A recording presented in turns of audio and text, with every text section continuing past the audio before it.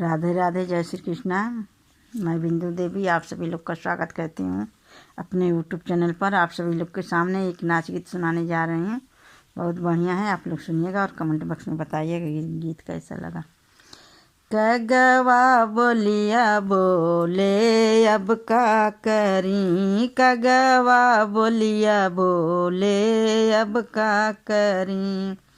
जब हम भैली 12 बरस के, जब हम भैली 12 बरिस के, बाबा कैले बियाहवा अब का करी, बाबा कैला बियाहवा अब का करी।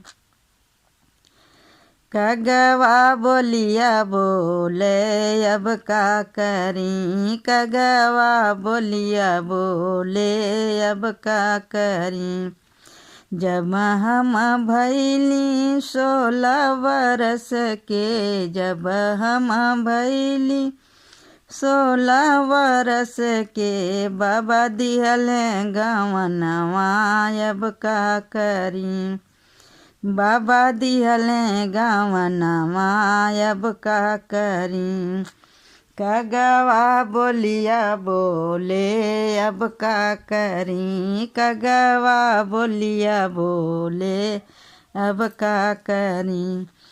गवना लिया पिया गईले विदेशवा, गवना लिया पिया गईले विदेशवा, संग लाए सवतनिया अब का करी, संग लाए सवतनिया अब का करी।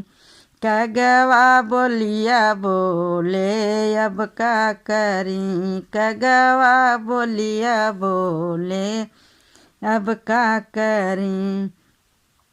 दे तू ना मोरी सासू ढल तलवरिया, दे तू ना मोरी सासू ढल तलवरिया, मरतिया पन परनमा अब का करी, मरतिया पन परनमा अब का करी। कगवा बोलिया बोले अब का करी, कगवा बोलिया बोले अब का करी।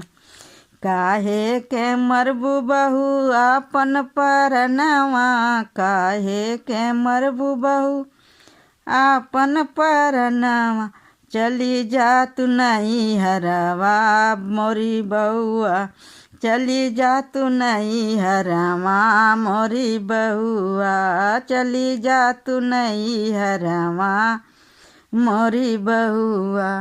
कगवा बोलिया बोले अब का करी, कगवा बोलिया बोले अब का करी।